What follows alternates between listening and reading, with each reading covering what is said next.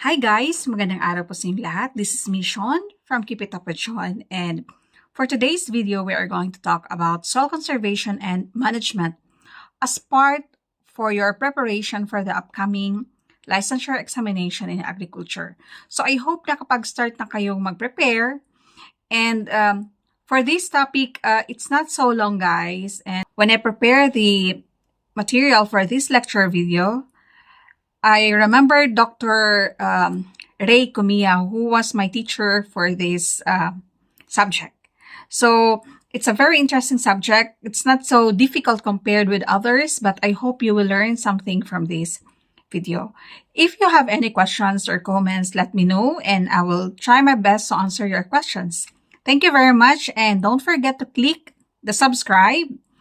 And you can also share this video to your friends who are also busy preparing for the upcoming exam. So, see you again next time, guys. Bye!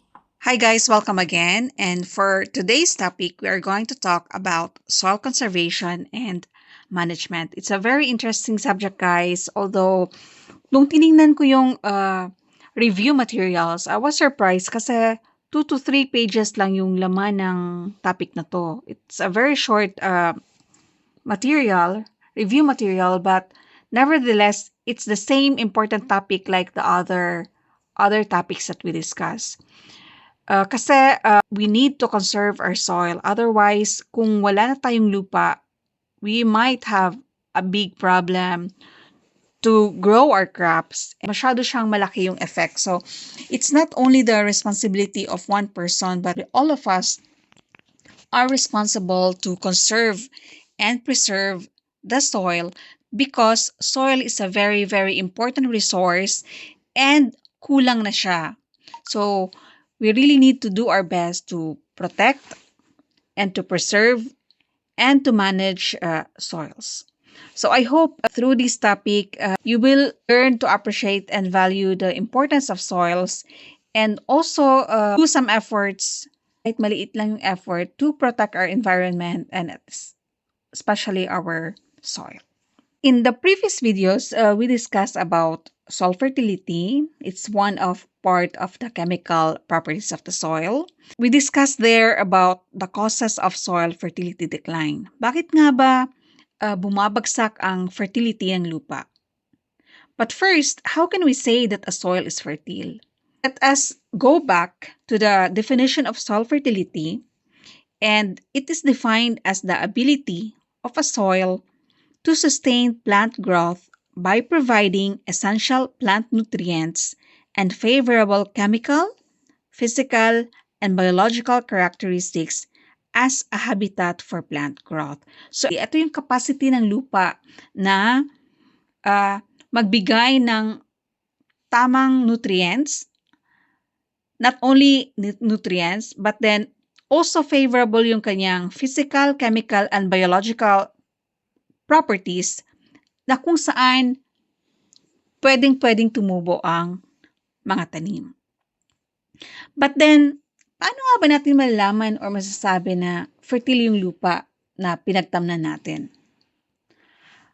One is, a fertile soil will contain all the major nutrients for basic plant nutrition. Ito yung tinatawag nating macronutrients. Ito yung mga nutrients na kinakailangan ng tanim in large quantities. Macronutrients. At the same time, nagsusupply din siya ng mga nutrients na needed ng mga tanim in smaller quantities. Ito naman yung mga micronutrients. Second is, they contain organic matter that improves soil structure, soil moisture retention, and all nutrient retention, and the pH between 6 and 7. Yun nga lang, many soils do not have adequate levels of all the necessary plant nutrients, or the conditions in the soil are unfavorable for plant uptake of certain nutrients. Posible na fertile nga yung lupa mo, but then the forms of nutrients are not available to be absorbed by the plant. So, hindi siya nagagamit ng tanim. So, yun yung isa sa mga rason. All soils which are originally fertile can lose these characteristics because of improper soil and nutrient management.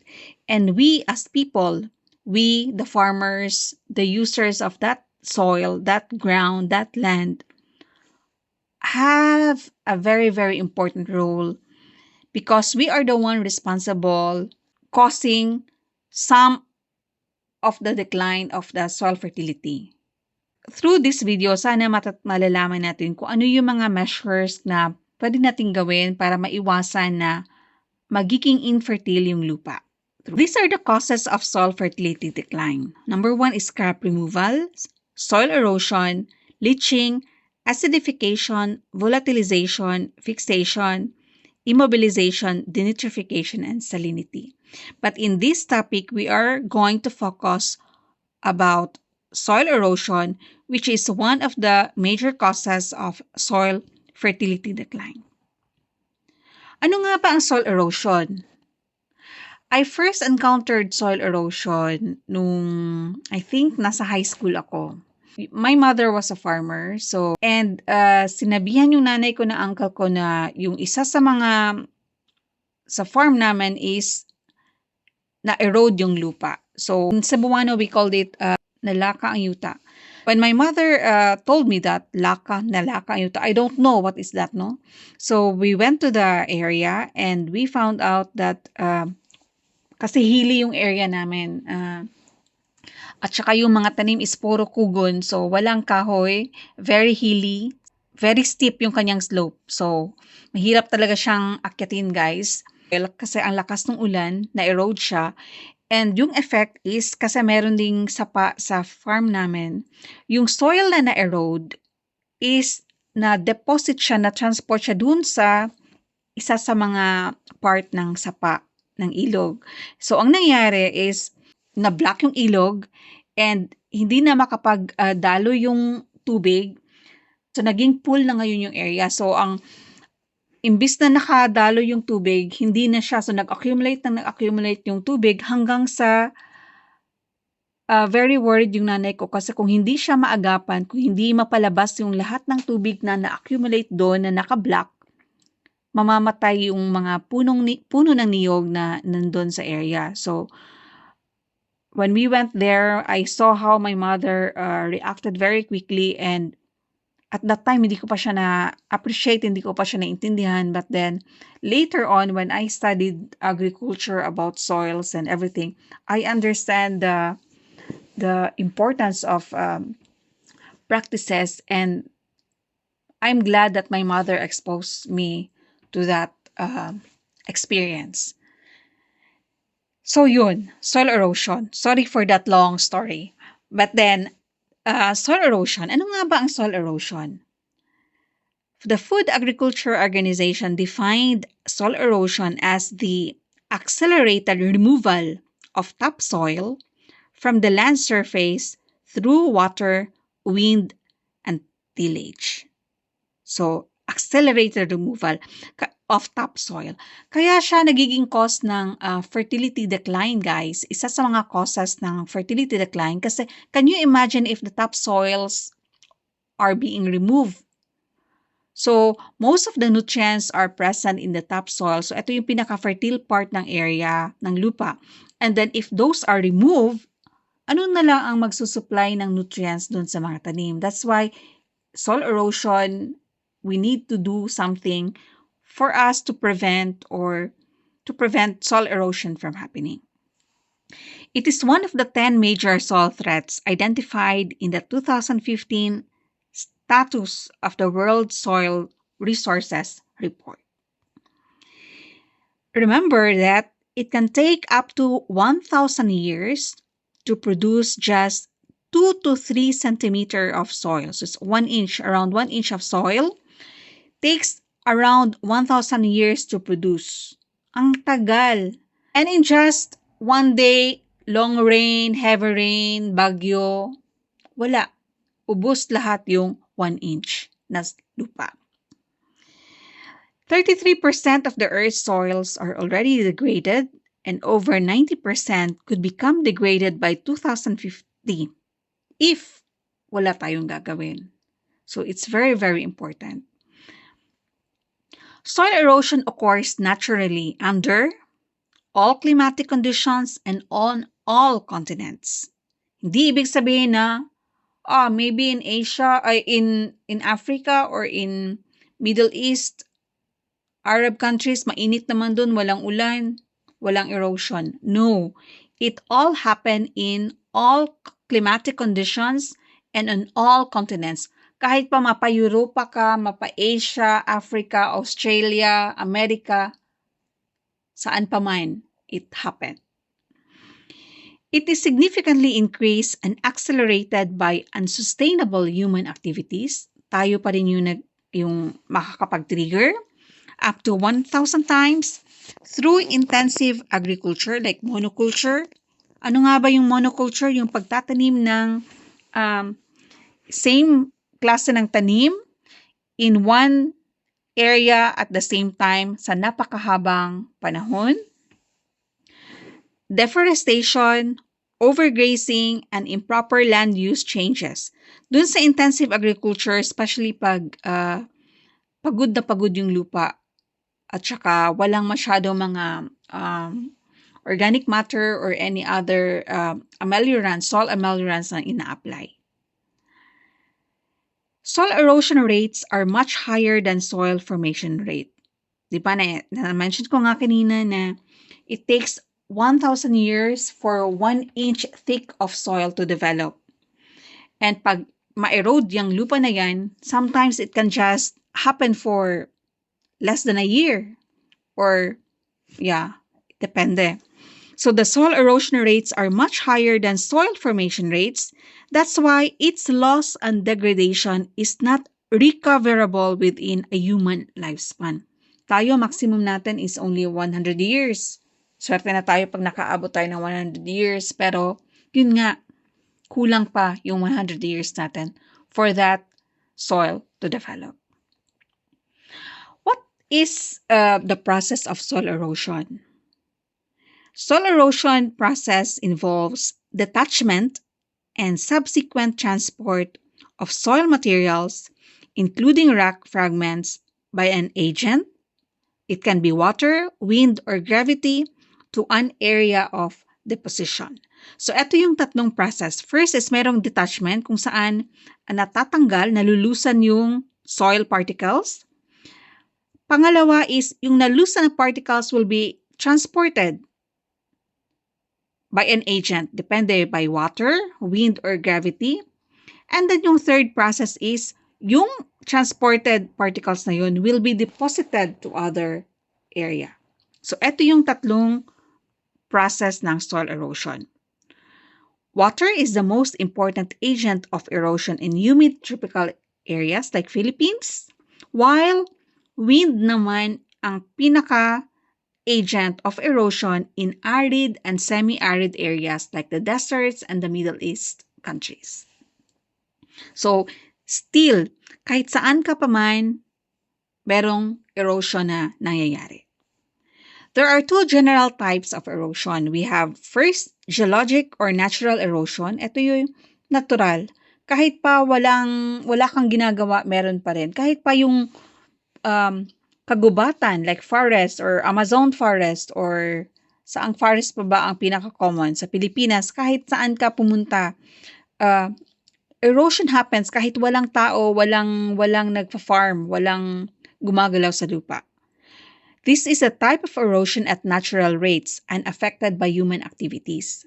Sa simpleng ulan lang, yung ibang mga soil is na-erode, ganyan. Meron naman tayong tinatawag na accelerated erosion, wherein water or wind erosion at more rapid than normal, usually associated with human activities like shifting cultivation, ito yung kaingin. Pinagsusunog natin yung mga damo or area to clear the area and makapagtanim, deforestation, overgrazing, and other activities. I-mention ko nga na the erosion process has three steps. Una is soil detachment. Paano siya na-detach? Usually by rainfall. This is the process by which rainfall splash soil sediments from the soil surface into the runoff. It requires energy, and this is supplied by the kinetic energy of raindrops. I'm not sure if one of you experienced yung naliligo habang sa sandayong.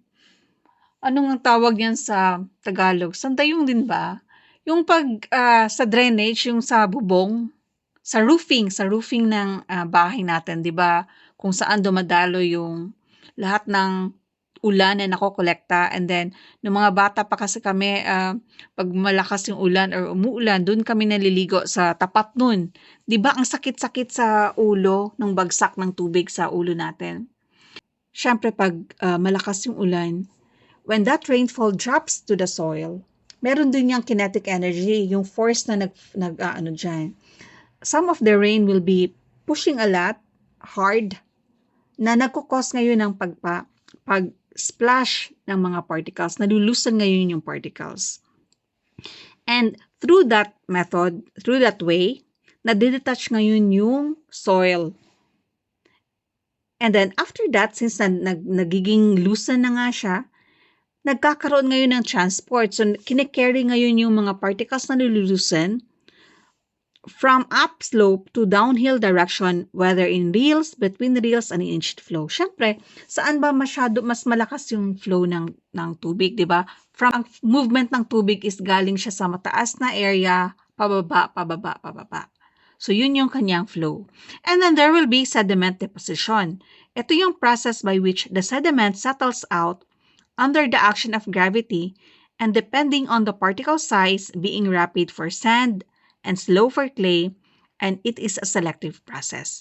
So once na yung lupa ay nalulusen, it will be carried by water, and that water will be deposited through time, and then since merong mga iba't iba, yung iba sand siguro ang nabitbit, while transporting, iba silt or iba naman clay, depende doon ngayon. So kung saan siya ngayon magsasettle. It is a selective process. Mas mabilis mag-settle ang sand kasi nga mabigat siya. Samantalang ang clay is mas malayo yung kanyang mararating kasi magaan siya, so mas mabilis siyang magaan siya at madali siyang i-carry ngayon ng tubig. I don't know if you kung napapansin nyo, di ba makikita nyo pag after ng malakas ng ulan, nakikita nyo yung sa daan na walang semento, mas prominent, mas makikita nyo ngayon yung mga bato na naglalabasan kumpara sa before na wala pang ulan. Kasi lahat ng mga particles na nakapaligid dun sa bato na yun is nakikarry. Malaki kasi yung bato, mahirap siyang i-carry. Samantala yung mga particles na nakapaligid sa bato is maliliit, mas madali siya makarried ng malakas na tubig. So to give you an illustration, this is the process of soil erosion. So mayroon tayong ulan. So bumabagsak siya dyan. So we have here the three process: detachment, transport, and deposition. So this is the process of soil erosion. Sa detachment, in this stage, the top layer of soil gets detached from the earth's crust due to various activity like heavy rains, animal grazing, heavy wind, floods, and others. Once na-detach yung mga particles, they will be carried and transported. So the top layer of soil gets transported from its original location or to the other by the action of flood or other causes. And then yung mga materials na na-carry doon will be deposited. So yun, nabibitbit siya normally doon sa mga mababang parte ng lupa. In this stage, the top layer of soil is deposited in a new location other than its original place. That's why most of the floodplains are very, very fertile kasi ito yung mga area kung saan after ng baha, doon nagsasettle yung mga topsoil na nag-carried galing sa mga bundok-bundok. Murky color of water. Ano ibig sabihin ng murky color of water? Kung napapansin nyo, every time na may baha, pansinin nyo yung tubig ng ilog. Ano ang color ng tubig ng ilog pag may baha? Is the murky color of water. Ano nga ba ang murky? In Cebuano, we call it brown ang tubig, lubog yung tubig. Because those water contains a lot of sediments coming from the loose particles from maybe from silt, clay, or from sand na nakikarry ngayon. So kaya nagiging murky yung color ng tubig pag may baha. Kasi those are all coming from the soil na nabibitbit. So the more darker yung tubig, the more murky yung tubig, ibig sabihin na the more na maraming lupa na nawawash out. Hope it's clear, guys. That ends the first part of this lecture series. Hinati ko siya, guys, para hindi ganun kahaba. Thank you for watching and watch out for the second part of this series. Bye!